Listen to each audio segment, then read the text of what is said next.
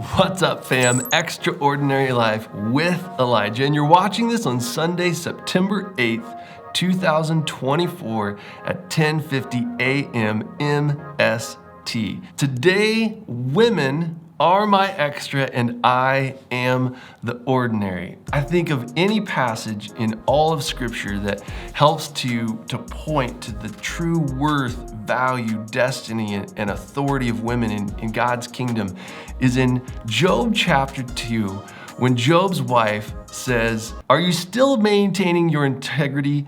Curse God and die." You may be wondering, what in the world? Out of all of the verses in the entire Bible that you could pick, why did you pick that one? Well, it's because, like I said, it helps to demonstrate the true worth, value, authority, place, destiny of women in God's kingdom. If you're not familiar with the story of Job, it says that in the first portion that all of the angels, including Satan, came before God to give a report. God asks Satan, "Have you considered my servant Job?" Long story short, Satan tells God, "Does Job bless you for nothing? You've given him everything, wealth and position and power, but stretch out your hand, take all that stuff away, and Job will straight up curse you to your face." Out of that, God tells Satan that he has the ability to go and test that theory, but that Job's integrity will remain, that God believed in the character and integrity of Job. Out of this, Satan brings a 5-punch combo to Job's life to absolutely punch his lights out. As with any fighter, the goal is to work on your opponent, to give him body blows, hit him in the ribs, take out his energy, just work his weak spots to help drain him of energy so that when there's that final opening, you can land that haymaker right on the chin and knock your opponent out flat. With that in mind, Satan lays out the perfect 5-punch combo to lay Job out flat and to attempt to strike at the glory and the character of God. Starting out, Job begins to receive reports that he has lost many of his herds and his riches. And if you look in the text, it says that as one servant comes and is giving his bad news, while he's still speaking, the next servant comes right on its heels and says, "And this, and this." And it's just Satan attempting to get Job off of his balanced position before God and just rip him to shreds. The fourth blow that Satan lands is so powerful. At the beginning of Job, it says that Job's sons and daughters would regularly have feasts and party and revel, and that Job would wake up early in the morning and sacrifice for them because he was afraid that during that period of feasting and reveling that maybe that his sons and daughters would have said something against the Lord, and so he wanted to atone for them and offer sacrifices. And so there's this connection of a father's heart to his children where he's concerned for them, and his worst nightmare comes true in his children. His children were all in one place, that wind came in from the desert, hit the 4 corners of the house, and it collapsed, and all of his children were instantly killed. A massive blow to Job's heart. It says at that point, he stood up,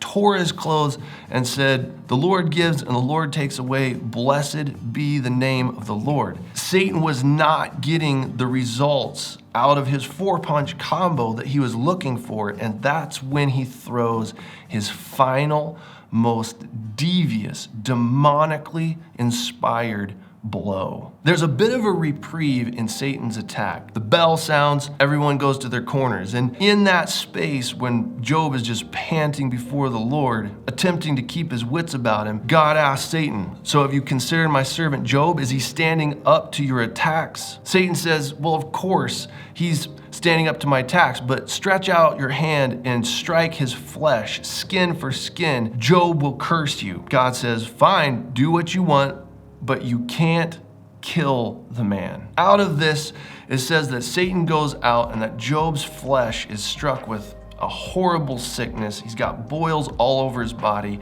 And so he sits down in an ash heap with a piece of pottery and begins to scrape his flesh. And he's sitting there in the ashes. And that's when Satan throws his final blow. I've heard other teaching that says that the reason that Satan didn't kill Job's wife outright is because of the covenant relationship between her and Job. That as God made them one, and since he said that Satan was not allowed to kill Job because they were one flesh, that Job's wife was preserved as a result of their covenant relationship. The same teacher said that it would have been a blessing if they hadn't been joined and that the woman had been killed so that she wouldn't have come and tormented her husband more. I couldn't disagree with that more. Think about what Satan's purposes were. Satan's purposes were to sow wound, demoralize, beat down, and just put the boots to Job in such a manner that his heart would be so crushed that he would turn and curse God to his face. I believe that the reason why Satan did not kill Job's wife is because he knew that it would be more of a blow to Job's heart to hear his wife say, "Curse God and die," than if Satan would have ravaged her to death in front of Job's eyes. This is why I say that this passage demonstrates the highest example of a woman's true worth, destiny, authority, and ruling within the kingdom of God. In the book of Genesis, God says, "It is not good that man be alone. Therefore, I will make a helper suitable for him." Women are the expression of God's life-giving solution in response to man's isolation. The not good declared by God himself received its manifest solution in life through the revelation of woman. At the very beginning then, there has been an attack against that life-giving solution that even in Adam himself, that when God questioned him and said, "Did you eat of the tree that I told you not to eat of?" The accusation, the derision of sin that rose up in Adam came out as, "This woman that you put here with me, she gave the fruit to me and she tricked me." There it is at the beginning that sin is interpreting God's life-giving solution in women as a curse, which is why I say that Job's wife puts on display in just a beautiful demonstration of God's goodness, of their true worth, purpose, destiny, authority, and ruling within the kingdom. A woman's true value before the Lord in her ministry to her husband is that she remind her husband of his heart in God when he himself has forgotten. Satan knew. Can only imagine being Job.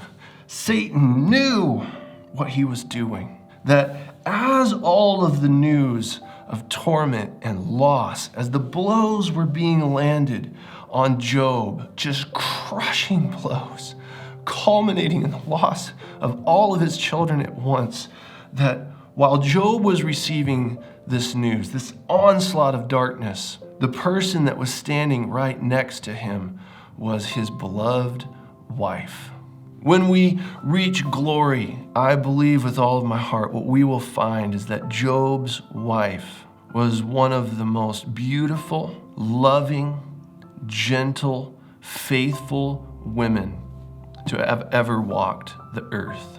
And that out of that place in Job's life, that Satan knew if he put the boots to Job as well as to Job's wife, that she was his secret weapon. The whole time while he's just beating on Job, he's beating on Job's wife as well. He's got her off in the shadows, waiting for that final blow. And that the crushing weight of Job sitting in an ash heap with everything around him destroyed and scraping his skin with pottery on open sores, and to have his beloved wife, eyes crazed with hate and pain and confusion, to have her stand in front of him and say, "Are you maintaining your integrity, Job? Curse God and die.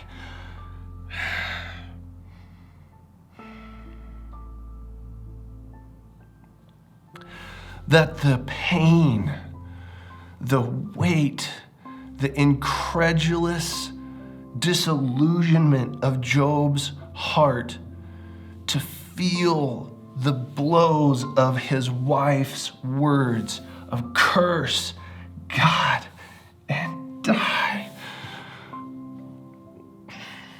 was darkness's greatest attempt, most effective weapon against Job, to push him over the edge, to get him to curse God and die, which reveals the deep integrity of his heart that says, you're speaking like a fool, woman. You're speaking without an awareness of God's person. A fool says in their heart, there is no God. And the torment of Job's heart to say, my beloved has entered a space where they have lost an awareness and a focus on God. I'm losing my wife, not in death, but in deception and unbelief. That's why I point to this passage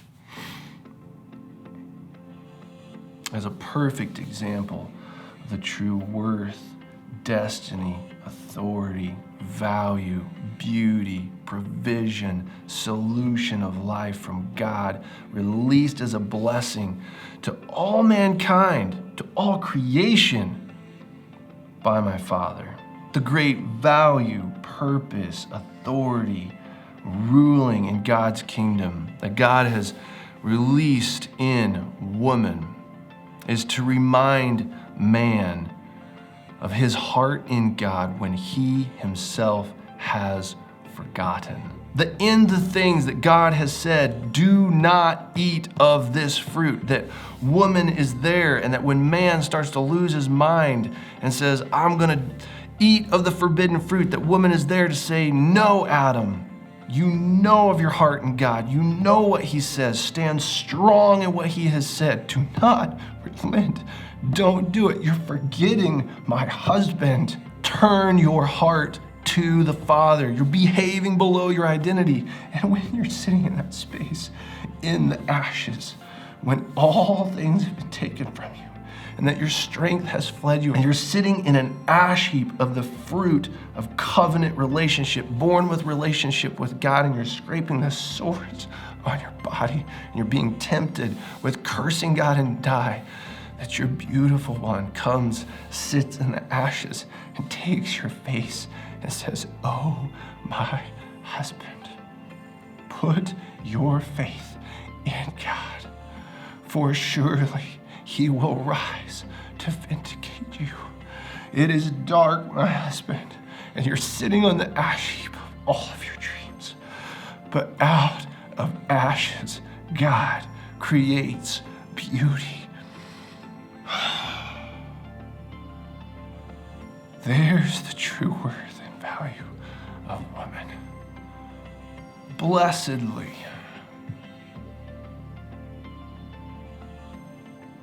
so graciously, I have one such woman in my life, that throughout the adventures, the faith journey of my life, as I've sat on the ash heap of my dreams, not once, but twice, 3 times, 4 times, that I've found a faithful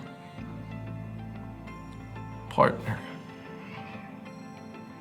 who has taken my face in her hands and said, lift up your eyes to heaven, where you have no strength in your heart to overflow your lips, to speak the words of faith and of love received from the Father. I will place a hand over your mouth and say, be quiet, my husband, for you are speaking like a fool.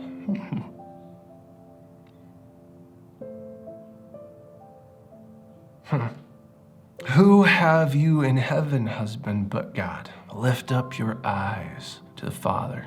Lift up the veil of fear. Let the mist of darkness that shrouds heaven's counsel with foolishness pass, my husband. and put your faith in God. Friends, I pray that this encourages your heart.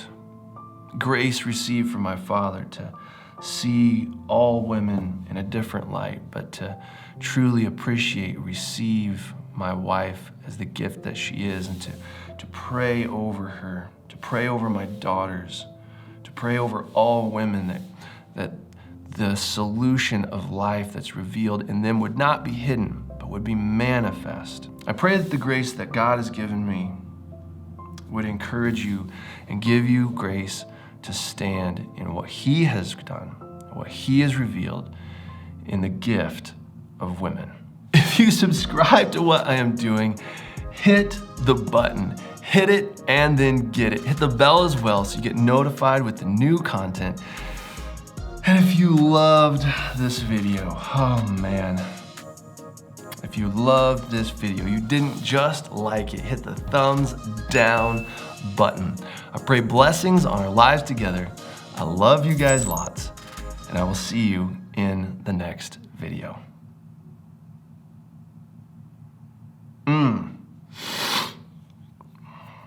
These are hard videos to make.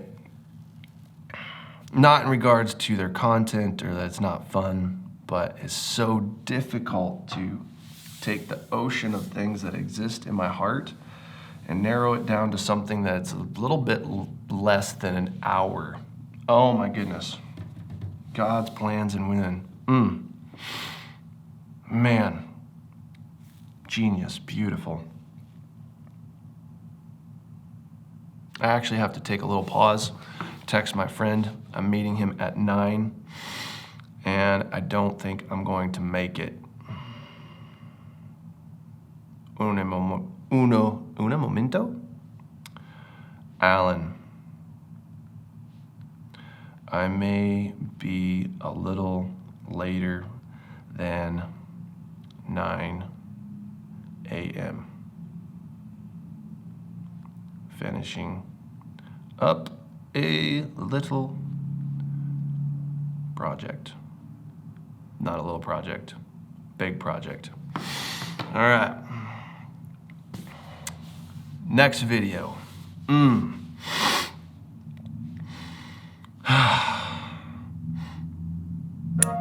What's up, fam? Extraordinary Life with Elijah. And today, my girls are my extra, and I am the ordinary.